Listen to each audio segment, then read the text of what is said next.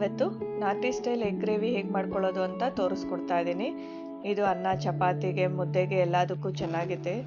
ಇದು ತುಂಬ ಸುಲಭ ಮಾಡ್ಕೊಳ್ಳೋದಕ್ಕೆ, ತುಂಬ ಟೇಸ್ಟಿಯಾಗೂ ಬರುತ್ತೆ. ಖಂಡಿತ ಒಂದ್ಸತಿ ಟ್ರೈ ಮಾಡಿ ನೋಡಿ. ಇದನ್ನು ಹೇಗೆ ಮಾಡೋದು ಅಂತ ನೋಡೋಣ ಬನ್ನಿ. ನಾನಿಲ್ಲಿ ಪ್ಯಾನ್ನ ಕಾಯಕ್ಕೆ ಇಟ್ಕೊಂಡಿದ್ದೆ. ಅದಕ್ಕೇನೆ 1-2 ಟೇಬಲ್ ಸ್ಪೂನ್ ಆಗುವಷ್ಟು ಎಣ್ಣೆನ ಹಾಕ್ಕೊತಾ ಇದ್ದೀನಿ. ಎಣ್ಣೆ ಬಿಸಿ ಮಾಡ್ಕೊಳ್ಳೋಣ. ಇದಕ್ಕೇನೆ ಈಗ ಬೆಳ್ಳುಳ್ಳಿನ ಸೇರಿಸ್ಕೊತಾ ಇದ್ದೀನಿ. ಒಂದು 10ರಿಂದ 12 ಇಸ್ಲು ಬೆಳ್ಳುಳ್ಳಿನ ಹಾಕ್ಕೊಳ್ಳಿ. ಇದಕ್ಕೇನೆ ಶುಂಠಿನ ಸೇರಿಸ್ಕೊತಾ ಇದ್ದೀನಿ. 1-2 ಇಂಚ್ ಆಗೋಷ್ಟು ಶುಂಠಿನ ಹಾಕ್ಕೊತಾ ಇದ್ದೀನಿ. ಹಾಗೆ 1 ಈರುಳ್ಳಿನ ಈ ಥರ ಕಟ್ ಮಾಡಿ ಸೇರಿಸ್ಕೊತಾ ಇದ್ದೀನಿ. ಒಂದು ಸ್ವಲ್ಪ ಪುದೀನನ ಸೇರಿಸ್ಕೊತಾ ಇದ್ದೀನಿ.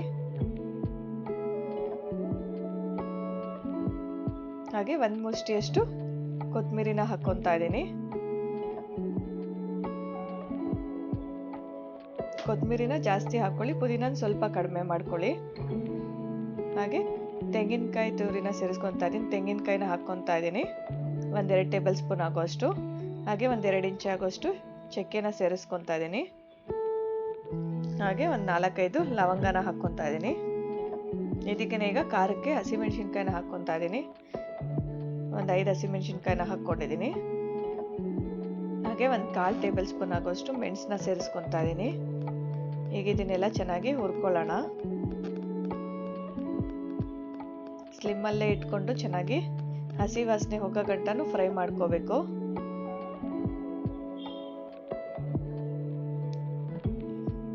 ನೋಡಿ, ಈ ಥರ ನಾವು ಹುರಿದು ಮಸಾಲೆ ಹಾಕೋದ್ರಿಂದ ತುಂಬಾನೇ ಟೇಸ್ಟಿಯಾಗಿ ಬರುತ್ತೆ. ಗ್ರೇವಿನೂ ತಿನ್ನೋದಕ್ಕೂ ಚೆನ್ನಾಗಿರುತ್ತೆ. ನೋಡಿ, ಈ ಥರ ನಾನು 1-2 ನಿಮಿಷಗಳ ಕಾಲ ಸ್ಲಿಮ್ಮಲ್ಲೇ ಇಟ್ಕೊಂಡು ಚೆನ್ನಾಗಿ ಹುರ್ಕೊಂಡಿದ್ದೀನಿ.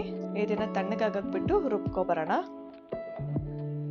ನಾನು ಅದೇ ಪ್ಯಾನ್ಗೆನೆ ಮತ್ತೆ 2 ಟೇಬಲ್ ಸ್ಪೂನ್ ಆಗುವಷ್ಟು ಎಣ್ಣೆನ ಸೇರಿಸ್ಕೊತಾ ಇದ್ದೀನಿ. ನೋಡಿ, ಈಗ ಎಣ್ಣೆ ಕಾಯಕ್ಕೆ ಬಿಡೋಣ. ಇದಕ್ಕೇನೆ ಈಗ ಈರುಳ್ಳಿನ ಹಾಕ್ಕೊತಾ ಇದ್ದೀನಿ.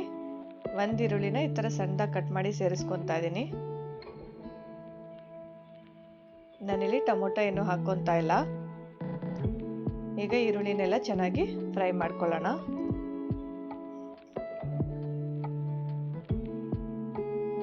ನೋಡಿ, ಈರುಳ್ಳಿಯಲ್ಲಿರೋ ಹಸಿ ವಾಸನೆ ಹೋಗೋ ಗಂಟನೂ ಚೆನ್ನಾಗಿ ಹುರ್ಕೋಬೇಕು. ಇದಕ್ಕೇನೆ ಈಗ ಕರಿಬೇವನ್ನ ಸೇರಿಸ್ಕೊತಾ ಇದ್ದೀನಿ. 1 ಕಡ್ಡಿಯಷ್ಟು ಕರಿಬೇವನ್ನ ಹಾಕ್ಕೊಂಡಿದ್ದೀನಿ. ಈಗ ಎರಡನ್ನೂ ಚೆನ್ನಾಗಿ ಹುರ್ಕೊಳ್ಳೋಣ.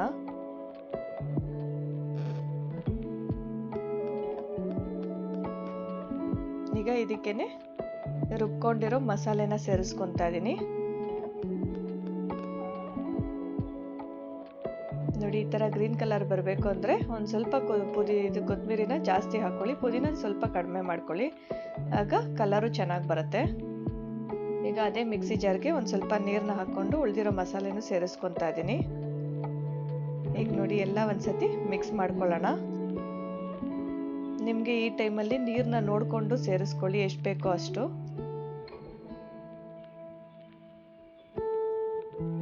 ಇದಕ್ಕೇನೆ ರುಚಿಗೆ ತಕ್ಕಷ್ಟು ಉಪ್ಪನ್ನ ಹಾಕ್ಕೊತಾ ಇದ್ದೀನಿ. ಹಾಗೆ ಗರಂ ಮಸಾಲಾನ ಹಾಕ್ಕೊತಾ ಇದ್ದೀನಿ 1 ಟೇಬಲ್ ಸ್ಪೂನ್ ಆಗೋಷ್ಟು. ಒಂದು ಅರ್ಧ ಟೇಬಲ್ ಸ್ಪೂನ್ ಆಗೋಷ್ಟು ಧನಿಯಾ ಪುಡಿನ ಹಾಕ್ಕೊತಾ ಇದ್ದೀನಿ. ಈಗೆಲ್ಲ ಒಂದ್ಸತಿ ಮಿಕ್ಸ್ ಮಾಡ್ಕೊಳ್ಳೋಣ.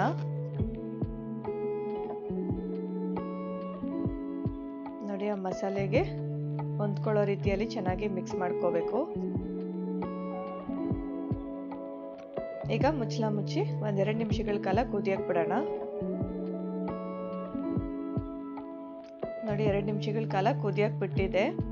ಚೆನ್ನಾಗಿ ಗ್ರೇವಿ ಎಲ್ಲ ಕುದೀತಾ ಇದೆ. ಈಗ ನೋಡಿ, ಸಪ್ರೇಟಾಗಿ ಎಣ್ಣೆ ಬಿಟ್ಕೊಂಡು ಗ್ರೇವಿನೂ ಚೆನ್ನಾಗಿ ಬೆಂದಿದೆ. ಈಗೆಲ್ಲ ಒಂದ್ಸತಿ ಮಿಕ್ಸ್ ಮಾಡ್ಕೊಳ್ಳೋಣ. ನೋಡಿ, ಗ್ರೇವಿ ಕುದ್ದು ಗಟ್ಟಿನೂ ಆಗಿದೆ. ಈಗ ಇದಕ್ಕೆ ಮೊಟ್ಟೆನ ಹಾಕ್ಕೊತಾ ಇದ್ದೀನಿ. ಈ ಥರ ಒಂದೊಂದೇ ಮೊಟ್ಟೆನ ಒಡೆದು ಹಾಕ್ಕೋಬೇಕು. ಹತ್ರ ಹಾಕ್ಕೋಬೇಡಿ, ದೂರನೇ ಹಾಕ್ಕೊಳ್ಳಿ, ಒಂದೊಂದು ಸ್ವಲ್ಪ ಗ್ಯಾಪ್ ಬಿಟ್ಟು. ನಾನಿಲ್ಲಿ ಒಂದು 6 ಮೊಟ್ಟೆನ ಹಾಕ್ಕೊತಾ ಇದ್ದೀನಿ.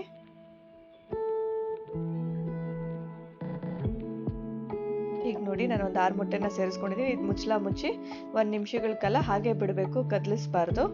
ಈಗ ನೋಡಿ 1 ನಿಮಿಷಗಳ ಕಾಲ ಮುಚ್ಚಿ ಬೇಯಿಸ್ಕೊಂಡಿದ್ದೀನಿ. ಈಗ ತಳ ಹಿಡಿಯುತ್ತೆ, ಅದಕ್ಕೆ ನೋಡ್ಕೊತಾ ಇರಿ, ಜಾಸ್ತಿ ಕದಲಿಸಕ್ಕೆ ಹೋಗ್ಬೇಡಿ. ನೋಡಿ ನಾವು ಯಾವ ತರ ಮೊಟ್ಟೆ ಹೊಡೆದಾಕಿದ್ವೋ ಅದೇ ತರಾನೇ ಇರುತ್ತೆ.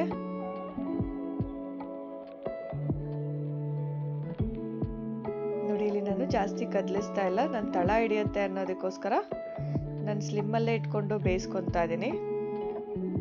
ಇದನ್ನ 1-2 ನಿಮಿಷಗಳ ಕಾಲ ಹಾಗೆ ಬೇಯಕ್ಕೆ ಬಿಡೋಣ. ನೋಡಿ ಯಾವ ತರ ನಾವು ಹೊಡೆದಾಕಿದ್ವೋ ಅದೇ ತರ ಮೊಟ್ಟೆ ಬಂದಿದೆ. ಈ ತರ ಮಾಡಿಕೊಟ್ರೆ ಮಕ್ಕಳು ತುಂಬಾ ಇಷ್ಟಪಟ್ಟು ತಿಂತಾರೆ. ಬೇಯಿಸಿ ಹಾಕೋದಕ್ಕಿಂತ ಈ ತರ ನೀವು ಡೈರೆಕ್ಟ್ ಆಗಿ ಈ ತರ ಹೊಡೆದು ಹಾಕೊಂಡು ಸಾಂಬಾರ್ ಮಾಡ್ಕೊಳ್ಳಿ, ತುಂಬಾ ಟೇಸ್ಟಿಯಾಗೂ ಬರುತ್ತೆ. ಈ ತರ ಮಾಡ್ಕೊಳ್ಳೋದ್ರಿಂದ ಟೈಮು ಸೇವ್ ಆಗುತ್ತೆ. ನಾವು ಬೇಯಿಸಿ ಕಟ್ ಮಾಡಿ ಹಾಕೊಳ್ಳೋದು ಬೇಡ, ಈ ತರನೇ ಡೈರೆಕ್ಟ್ ಆಗಿ ಮಾಡ್ಕೊಳ್ಳಿ, ತುಂಬಾ ಟೇಸ್ಟಿಯಾಗಿ ಬರುತ್ತೆ. ಈಗ ಇದಕ್ಕೆ ಕಸೂರಿ ಮೆಥಿನ ಹಾಕೊಂಡಿದ್ದೀನಿ.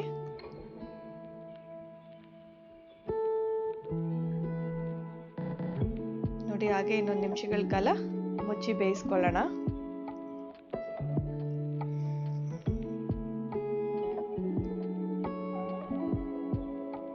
ನೋಡಿ ಈಗೆಲ್ಲ ಒಂದ್ಸತಿ ಮಿಕ್ಸ್ ಮಾಡ್ಕೊತಾ ಇದೀನಿ. ನಾನಿಲ್ಲಿ ಜಾಸ್ತಿ ಕಲ್ಸ್ಕೊಂತ ಇಲ್ಲ, ಇಲ್ದಿದ್ರೆ ಮೊಟ್ಟೆ ಒಡೆದೋಗತ್ತೆ. ಇದು ನೋಡಿದ್ರಲ್ಲ, ತುಂಬಾ ಸುಲಭ ಮಾಡ್ಕೊಳ್ಳೋದಕ್ಕೆ, ತುಂಬಾ ಟೇಸ್ಟಿಯಾಗೂ ಇರುತ್ತೆ. ಈ ತರ ಖಂಡಿತ ಒಂದ್ಸತಿ ಟ್ರೈ ಮಾಡಿ ನೋಡಿ. ಇದೇ ತರ ಸಿಂಪಲ್ ರೆಸಿಪಿಗಾಗಿ ನನ್ನ ಚಾನಲ್ನ ಫಾಲೋ ಮಾಡಿಕೊಂಡು ಹೀಗೆ ಸಪೋರ್ಟ್ ಮಾಡ್ತಾ ಇರಿ.